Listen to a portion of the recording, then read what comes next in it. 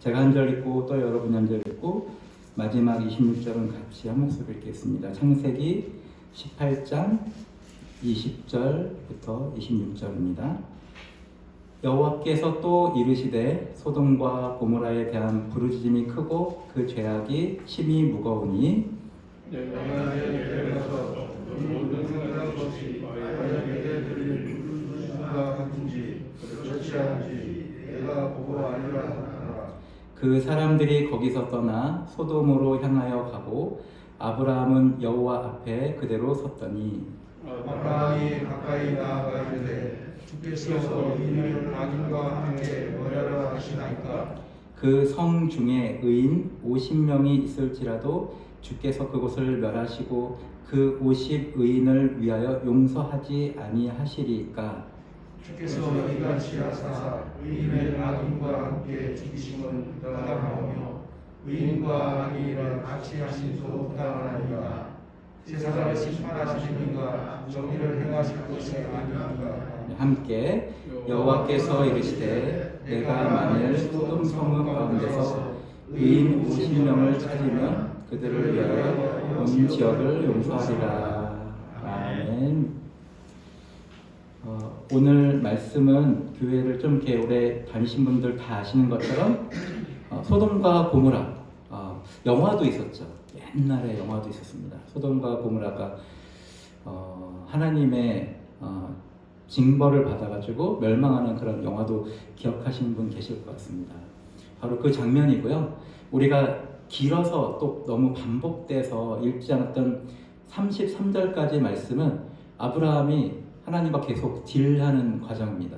그래서 지금은 우리가 읽었던 데까지는 50명을 찾으면 용서하시겠습니까? 의인. 근데 만약에 50명 찾다가 5명이 부족해서 45명밖에 의인이 없으면 벌하시겠습니까?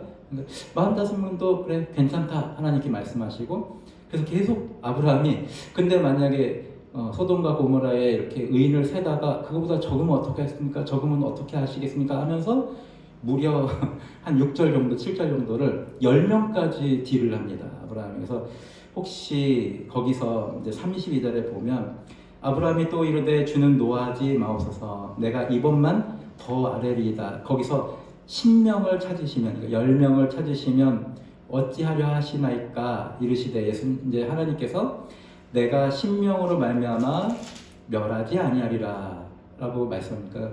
처음에 50명에서 10명까지 아브라함이 하나님과 딜을 합니다. 소돔과 고모라에 10명만 의인이 있어도 내가 거기를 멸하지 않겠다라는 약속을 하나님으로부터 이렇게 얻어냅니다.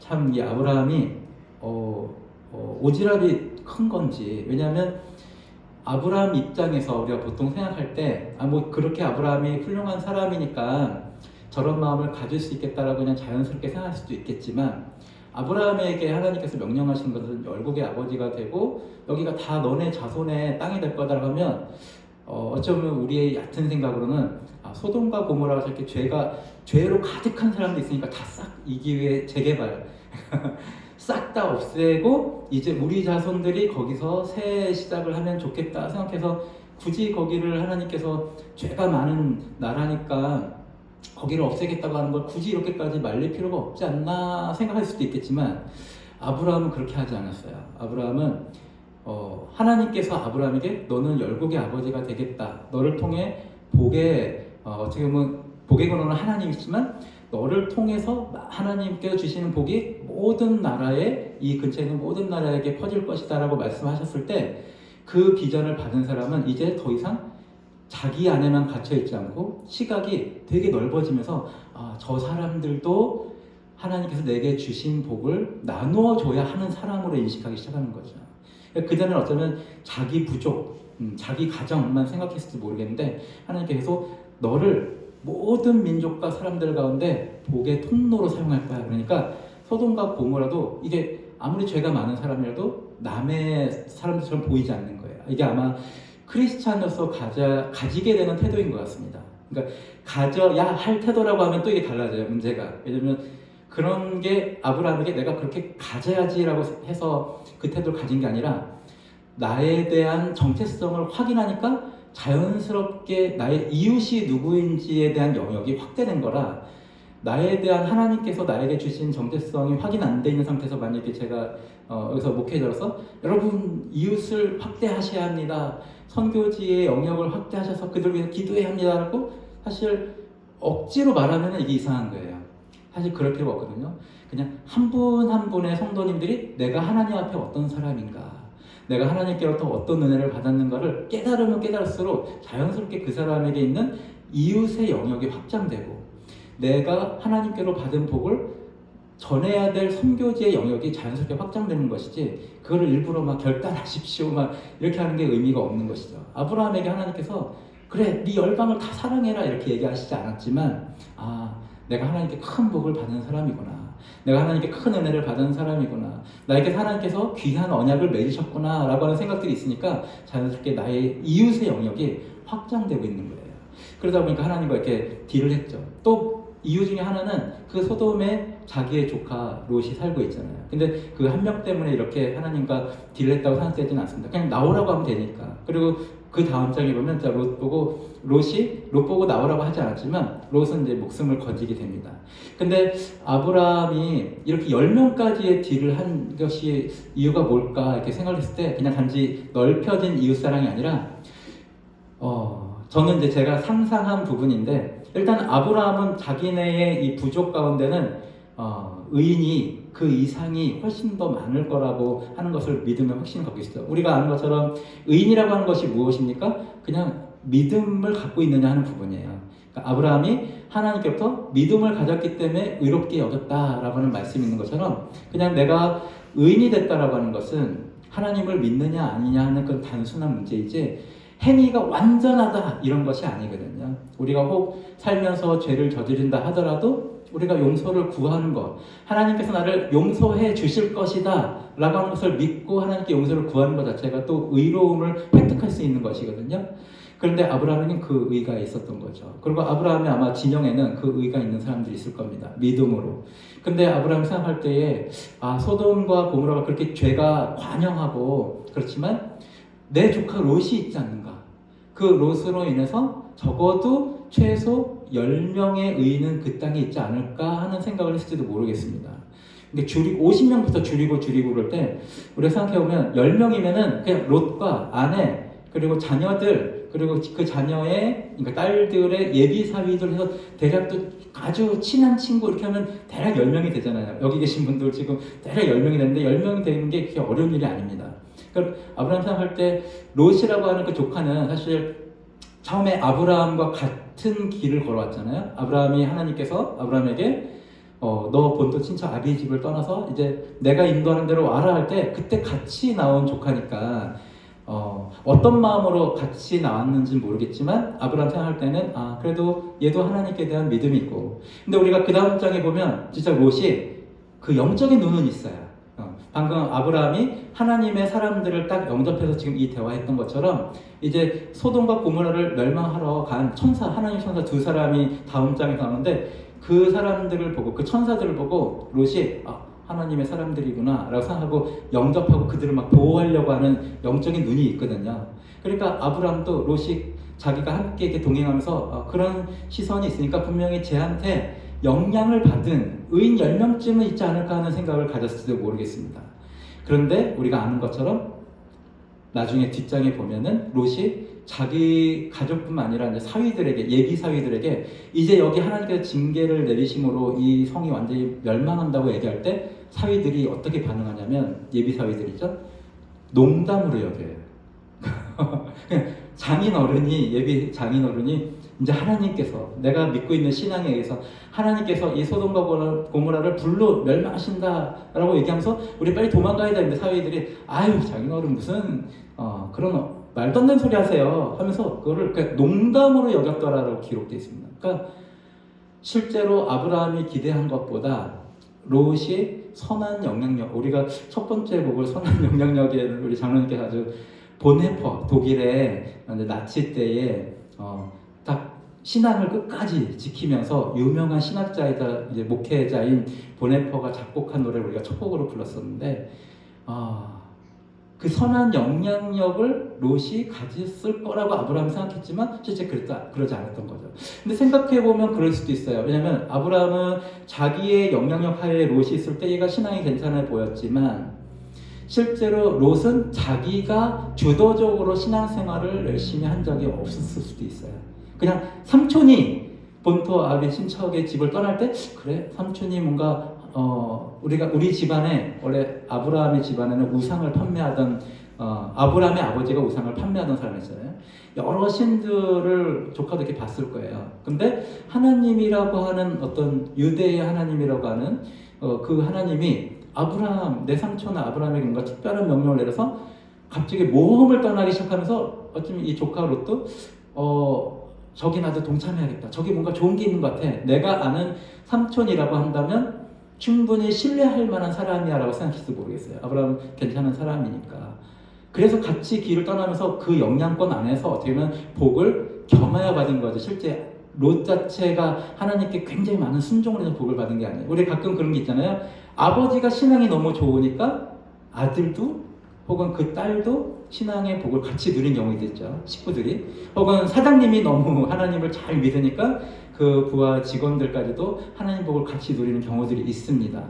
그게 뭐 아들, 그 자녀나 사장 이런 경우가 아니어도 내가 어떤 곳에 리더로 있으면서 하나님께 대한 믿음이 딱 좋을 때 거기에 내 영향력 하에 있는 사람들이 같이 복을 받는 경우들이 있어요. 그런데 그때의 리더가 착각할 수도 있죠. 아, 얘도 복을 받으니까 얘 신앙이 좋은가 보다. 혹은 그 사람도 그렇게 착각할 수 있죠. 내가 복을 받는 거 보니까 우리 리더뿐만 아니라 나도 참 복 받을 만한 사람이다. 이렇게 착각할 수도 있죠. 어쩌면 아브라함도 그 착각을 했을지 모르겠습니다. 롯이 애가 괜찮고 나중에 아브라함과 롯이 서로 재산이 너무 많이 겹쳐가지고 한 동네에 있지 못하게 되니까 롯한테 네가 가고자 하는 대로 가. 그럼 나는 반대쪽으로 갈게. 근데 롯이 그때 소돔을 선택했던 거죠. 그것만큼 롯도 굉장히 하나님의 복을 많이 받는 상태인데 그것이 다 아브라함의 믿음의 영향권 안에서 더불어 복을 받은 거지 롯 자체가 그렇게 복된 사람이었다고 하는 것이 증명되는 사건들이 하나도 없어요. 그리고 소돔과 고모라 그 지역에 전쟁이 났을 때 롯이 하나님께 구하여서 뭔가 자기가 자기 생명과 자기 식구들을 건진 게 아니라 아브라함이 자기가 기르고 또 훈련시킨 318명과 약간의 동맹 부족들과 함께 가가지고 롯을 다시 구해왔잖아요. 그 과정에서도 롯이 한 게 없어요. 그냥 아브라함의 믿음과 아브라함과 함께 하시는 하나님으로 해서 구한 거죠. 근데 아브라함은 그걸 약간 착각했나 봐요. 분명히 롯은 신앙이 있고 롯으로 하여금 선한 영향을 받은 의인 10명쯤은 최소한 소돔에 있을 것이다. 이 생각을 했는지도 모르겠습니다. 우리 사랑하는 성도 여러분, 롯이 이렇게 자기가 선한 영향력을 행사하지 못한 데는 자기만의 신앙생활을 하지 않았던 것에 있음을 여러분 잘 기억하셔야 합니다. 그러니까 누구 때문에 우리가 그 모델링을 삼을 수는 있고 또 어떤 멘토를 누구를 삼을 수 있겠죠. 그리고 여러분들에게는 제가 담임 목사로 이렇게 있는 상황입니다. 또 우리의 교회의 지도자이신 우리 훌륭하신 장로님들과 안수 집사님과 또 성숙한 우리 권사님들과 우리 집사님들이 계셔서 저분들의 신앙을 이렇게 쫓아가면 이라고 하는 생각대로 우리가 편안하게 가질지 모르겠습니다. 아니면 요즘 유튜브 시대니까 세상에 많은 유명한 강사들 있잖아요. 유튜브 스타들. 그래서 신앙적인 좋은 얘기들을 해주는 유명한 목사님들도 계시고 또 유명한 강사들도 있습니다. 그래서 그 유튜버들의 유튜브에서 보는 훌륭한 신앙의 내용들을 보면서 그냥 듣고 그러면서 내가 더 이렇게 좋아질 수도 있겠다 이런 생각들을 우리가 편안하게 할지도 모르는데 실제 우리가 한번 생각해보면 나의 신앙이 어느 정도 지금 성숙하고 있는가 생각해보면 나의 선한 영향력이 내 근처에 몇 명에게 지금 영향을 끼치고 있는가 어쩌면 그것이 리트머스 종이가 될지도 모르겠습니다. 우리가 자가 진단 키트 하는 것처럼 나의 선한 영향력이 지금 한 어느 정도 되고 있는가. 아브라함의 기준에 의하면 한 10명쯤에게 내가 선한 영향력을 끼치고 있는가. 내가 하나님을 믿는 신앙 때문에 한 10명 정도는 최소한 나의 신앙에 영향을 끼치고 있는가. 여러분 어떠십니까? 그것이 절대적인 그런 기준은 아니겠지만 만약에 그렇지 못한다고 생각된다면 원인은 롯에게 있는 원인하고 비슷합니다. 뭐냐면 자기의 신앙을 자기가 스스로 해보지 않으면 그 영향력을 가질 수가 없는 거죠. 아브라함은 어떻습니까? 하나님과 내가 직접적으로 대화하는 사람이에요. 무슨 문제가 발생하거나 어떤 일을 했을 때 하나님과 계속 소통하는 사람입니다. 근데 롯에게는 그것이 보이지 않았어요. 성경 기록에서 롯이 물론 주인공은 아니지만 그래도 주인공이 아니어도 그렇게 소홀하게 다뤄지지 않거든요. 성경에서 의미가 있으면 다 중요하게 다뤄지는데 그런 경우에 이제 신약에서 우리에게 말씀하시는 부분이 있습니다. 우리 함께 같이 찾아볼까요? 요한복음 14장입니다. 요한복음 14장 13절에서 14절입니다. 요한복음 14장 13절에서 14절 두 절입니다. 요한복음 14장 13절에서 14절 우리 다 찾으신 줄 알고 한 목소리로 함께 13절 14절 읽겠습니다. 시작. 너희가 내 이름으로 무엇을 받든지 내가 행하리니 이는 아버지로 하여금 아들로 말미암아 영광을 받으시게 하려 함이라. 내 이름으로 무엇이든지 내게 구하면 내가 행하리라. 아멘. 이 말씀을 특별히 우리가 다 같이 지금 함께 읽기를 원했던 이유는 이제 자기가 자기의 신앙생활을 해야 돼요. 그러니까 목사가 대신할 수 있는 게 아니고 아버지가 대신할 수 있는 게 아니라 어떤 신앙의 멘토가 대신할 수 있는 게 아니라 본인의 신앙을 본인이 직접 해야 되거든요. 근데 나의 신앙을 내가 직접 한다 할 때 그 신앙에 직접 하는 게 뭔가 오늘 이 말씀을 그래서 여러분들에게 어떤 가이드로 하나 드리는 겁니다. 뭐냐면 예수님께 나의 생활에 있는 모든 내가 기도해야 될 거를 직접 기도하는 거예요. 그러니까 항상 우리 예수산교회는 예수님이 나와 항상 함께 하신다. 내 삶 가운데 함께 하신다고 하는 것을 믿는 교회잖아요. 그건 아주 교회의 훌륭하고 가장 기본적이고 핵심적인 건데 우리 예수산교회가 그거를 주장하고 있어서 너무나 저는 기쁩니다. 그런데 각자의 신앙생활이 더 능력 있고 선한 영향력이 자기에게 막 넘치도록 되려면 직접 자기가 매 생활 속에서 예수님과 직접 구하고 또 예수님께서 응답하시는 것들을 실행하고 또 그런 것들을 통해서 다시 한번 또 행동하고 이런 리액션들이 혹은 질문과 답을 얻어서 하는 모든 반응들이 그 사람이 직접 해야 한다고 하는 거예요. 그러니까 남이 예수님이 나에게 하나님이 나에게 무슨 말씀하셔서 이런 거를 간증을 듣는 것도 참 좋고 그런 강의를 듣는 것도 참 좋은데 그거를 본인이 하지 않으면 본인 신앙이 되지 않는다고 하는 거예요. 마치 그것은 그냥 영향력 없는 롯과 같이 간신히 영향력 없이 그냥 자기의 생명만 구하거나 혹은 다른 권위자나 다른 멘토나 다른 어떤 사람이 그 사람 신앙을 계속 이끌어야 되는 아브라함 같은 우리 삼촌 같은 아브라함이 나를 또 이끌어야 되고 이런 상황 가운데서 신앙생활이 애매하고 아슬아슬하게 되는 게 아니라 자기가 직접 하나님께 나아가서 신앙생활 하는 걸 통해 자기가 진짜 하나님의 선한 영향력을 갖는 사람들이 되어야 하겠죠. 근데 내가 하나님께 직접 나가서 하나님과 경험한다고 하는 것은 구체적으로 오늘 예수님 말씀하신 것처럼 예수님께 기도하는 겁니다. 근데 이 부분이 제가 이제 분당에서 사역을 한 5년 정도 할 때 거기는 통합적 교회였고 이제 장신대예요. 서울 광나루인가? 네. 아무튼 그 장신대 대학의 신학이 그 교회의 흐름이고 또 다 그쪽에 대학원 나온 사람이고 저는 이제 성결대이죠. 근데 예수님이 중심이 되어야 한다고 하는 것을 부정할 수 있는 어떤 교단도 없어요. 그거는 교단과 차이 떠나서 침례든 기독교 감리든 어느 곳이든 그 순복음이든 예수님이 교회 머리가 되시고 예수님이 주인 되신다고 하는 것을 부정할 곳은 없어요. 근데 하나가 조금씩 다른 게 뭐냐면 우리도 다 경험한 것처럼 예수님이 정말 교회의 머리가 되신다고 하는 것을 진짜 그 교회가 그렇게 행정을 하고 그렇게 목회 철학을 갖고 성도들에게 진짜 그렇게 가르치고 성도들이 정말 예수님만이 우리의 목자가 되신다고 하는 것을 그렇게 믿도록 지시하고 그걸 권장하고 있느냐가 의외로 조금씩 그것이 안 되고 있는 교회들이 많다고 하는 것이죠. 그리고 또 하나 특별히 오늘 이 말씀에서 우리가 한 점의 성경은 한 점도 고치면 안 된다고 그랬잖아요. 근데 오늘 이 말씀에서 뭐라고 얘기했냐면 너희가 내 이름으로 나에게 구하면 내가 이루겠다고 했어요. 여기서 나는 예수님이잖아요. 근데 여기서 이제 장신대 출신의 이제 교육자들과 제가 약간의 갈등이 있는 거예요. 어차피 여러분들에게도 그 갈등이 있을지도 모르겠습니다. 왜냐하면 우리가 보통 하나님 아버지라고 기도하기 때문에 그렇습니다. 근데 오늘 말씀에서는 너희가 내 이름으로 나에게 구하면 내가 이루겠다. 우리가 잘못 봤나? 다시 한번 제가 14절을 읽어보겠습니다. 요한복음 14장 14절. 내 이름으로 무엇이든지 내게 구하면 내가 행하리라. 계속 내가 나와 있어요. 그러니까 예수님이 말씀하시는 거예요. 이건 특정 예수님이 여기 오셨을 때만 그런가? 아니죠. 이것은 그 13절에 보면 이렇게 나와 있죠. 너희가 내 이름으로 무엇이든지 구하면 내가 행하리니 이는 아버지로 하여금 아들로 말미암아 영광을 받으시게 하겠다.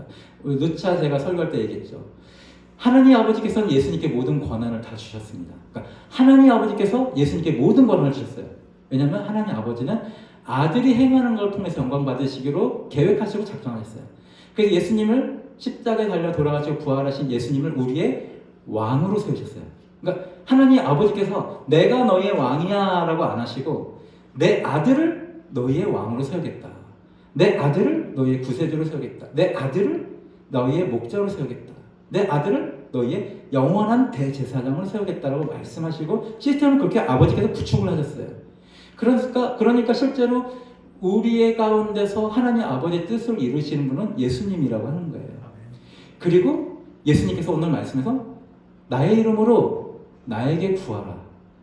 이게 참 우리 전통적인 신앙생활 함께 한 우리에게 이게 애매한 거예요. 하나님 아버지 몸을 해주십시오. 이거 익숙한데 예수님은 나에게 구해라 라고 말씀하시는 거예요. 이게 어떻게 서로 매치가 될 수 있을까? 우리는 그러면 이제 이렇게 기도해야 되나? 예수님 나에게 이런 것이 부족합니다. 나에게 이렇게 채워주세요 라고 기도해야 되는가? 근데 그 누구라고 호칭하는 것은 사실 그렇게 크게 중요하지 않습니다. 만약 여러분들 가운데 여러분이 그냥 하나님 아버지라고 기도하시고 싶으신 분은 그렇게 하세요. 그렇게 해도 예수님께서는 그게 나에게 기도하는 거야 라고 여기실 겁니다. 내 이름으로 내게 구하라 해도 우리가 하나님 아버지 그건 사실이니까. 왜냐하면 그것을 행하시는 분이 예수님이지만 최종적으로 예수님은 하나님 아버지의 뜻을 실행하시는 분이기 때문에 내가 하나님 아버지 이거 해주세요 라고 그리고 예수님의 이름으로 기도합니다 라고 하는 것에 아무 갈등이 없습니다. 그렇지만 또 한편으로는 우리가 예수님께 직접 구해도 돼요. 왜냐하면 예수님이 내 이름으로 내게 구하면 내가 이루리라 라고 했으니까 내게 구하면이라고 됐으니까 예수님 도와주세요. 흔히 우리의 신앙 선배들을 보면 우리의 찬양이도 보면 너의 근심 걱정 모든 것들을 예수님께 아뢰라. 주 예수 앞에 다 아뢰어라. 그 찬송가도 사실 이 말씀에 기반한 거예요. 내가 마음이 너무 괴롭고 혹은 어떤 것 때문에 분노가 일어나고 혹은 어떤 것 때문에 막 걱정스러울 때 예수님 도와주세요. 이게 사실 맞는 기도예요. 우리가 주기도문 우리 수요예배 끝날 때 주기도문 하는데 그때 이 주기도문은 제자들이 예수님 우리에게 기도를 가르쳐 주세요. 그래서 그래 하늘에 계신 우리 아버지 이렇게 기도를 시작해라 라고 하셨잖아요. 근데 그거는 그 제자들이 기도를 할 줄 몰라서 그렇게 한 게 아니에요. 제자들도 이미 지금 신앙생활 처음 한 게 아니라 유대교의 전통적인 신앙을 다 갖고 있던 사람이 이제 예수님 만난 거이거든요. 그러니까 하나님께 보통 어떻게 기도해야 되는지 다 알아요. 근데도 불구하고 우리에게 특별한 기도문을 가르쳐 달라고 하는 이유는 이제 신학자들의 말입니다. 모든 신앙의 문파마다 그들의 그 문파의 정신을 설명할 수 있는 기도문이 다 있대요. 그러니까 뭐 바리새파 무슨 파면 마치 우리 단체는 어떤 것을 주장하고 어떤 것을 추구합니다 이런 문구가 있는 것처럼 각 문파마다 기도문이라는 게 다 있는데 기도문 형식으로. 그러니까 제자들이 예수님께 우리에게 기도하는 방법을 알려달라고 하는 그 말은 기도할 줄을 몰라서가 아니라 우리가 지금 예수님을 통해서 함께 모인 사람이 우리도 다른 문파처럼 뭔가 우리의 정신을 잘 함축해서 표현할 수 있는 기도문을 알려주세요. 그걸 작성해 주세요라고 한 겁니다. 그래서 예수님이 주 기도문, 그러니까 우리는 주님이 가르치신 기도문이라고 하는 거죠. 그래서 예수님이 저걸 알려주신 거예요. 너희가 지금 기도하는 하나님과의 관계는 아버지다라고 하면서 하늘에 계신 우리 아버지 하면서 주 기도문은 결국 우리가 수요 예배 끝나고 함께 주 기도문 하시겠습니다라고 하는 것은 기도를 한 번 더 하는 게 아니에요. 우리가 못한 기도를 종합적으로 해서 한 번 더 기도하는 게 아니라 우리가 지금 모여서 신앙생활하는 우리의 정체성을 하나의 신앙 고백을 또 하는 셈인 거예요. 그러니까 사도신경은 나중에 카톨릭 쪽에서의 우리가 신앙을 어떻게 고백해야 할 것인가에 대한 정리를 한 것이 사도신경이죠. 그러니까 어떤 교회에서는 사도신경 안 하는 교회도 있어요. 왜냐면 그걸 물론 이제 카톨릭 쪽에서 약간 정리했다라고 하는 그것 때문에 전통적으로. 근데 오히려 우리의 신앙을 제대로 고백한다고 하는 것은 더 예수님이 말씀하신 주 기도문이라고 하는 것이 더 우리의 신앙을 잘 고백하는 셈이 되죠.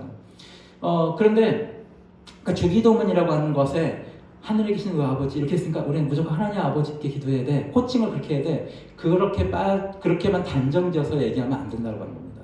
그러니까 제가 예수님께만 호칭하면서 예수님께만 기도하라고 말씀드리지 않았음을 여러분 잘 기억하십시오.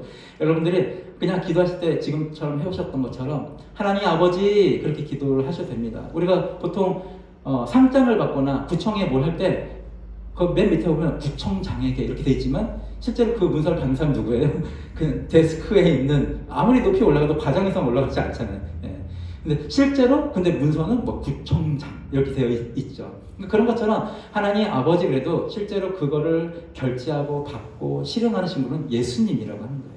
그러니까 그거를 기억하면서 하나님 아버지 기도하는 것과 예수님을 배제하고서 기도하는 것 큰 차이가 있습니다. 그리고 여러분이 직접 그냥 그렇게 하셔도 돼요. 뭐 김 과장님 하는 것처럼 아무리 구청장 도장이 찍혀야 하더라도 뭐 어떤 상장을 받아도 거기에 뭐 총장 도장 찍지만 그 총장이 직접 주는 경우는 별로 없어요. 대부분 그냥 교무처에서 그냥 이렇게 알아서 총장 도장을 찍어서 이렇게 다 주잖아요. 그런 것처럼 우리가 그냥 직접 무슨 과장님 하는 것처럼 우리의 기도를 듣고 실행하시는 그분에게 직접 기도하셔도 돼요. 어쩌면 여러분들에겐 제가 더 그것을 권해드립니다. 왜냐하면 말씀에 이렇게 나와 있으니까. 예수님께서 하나님 아버지의 뜻에서 전혀 흐트러짐이 없고 벗어남이 없는 예수님께서 너희가 내 이름으로 내게 구하면 내가 이루리라고 말씀하신 게 오늘 딱 우리가 두 눈으로 여러분의 성경에 다 기록되어 있잖아요. 그래서 여러분이 그냥 즉시 어떤 삶에서 어떤 문제가 생겨 고민거리 생길 때 예수님 이거 어떻게 해야 돼요? 예수님 여기서 지혜를 주세요. 예수님 지금 제가 뭐라고 얘기해야 될까요? 예수님 나 이거 필요해요. 바로바로. 이런 바로바로의 신앙이 여러분에게 있을 때 롯에게 없었던 그 선한 영향력이 여러분의 것이 되면서 여러분이 실제로 능력 있고 주도적인 신앙생활을 해나갈 수 있다고 하는 겁니다. 말씀을 정리하겠습니다. 아브라함은 롯에게 기대함이 있었나 봐요.